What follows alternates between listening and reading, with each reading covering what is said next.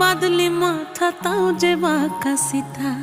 মেদিনীপুরে রায়না চিরন বাঁকুড়ার ওই ফিতা, আর যতন করে বাঁধলি মাথা তাও যে বাঁকা সিথা। পেছ পাড়িয়া রাজগো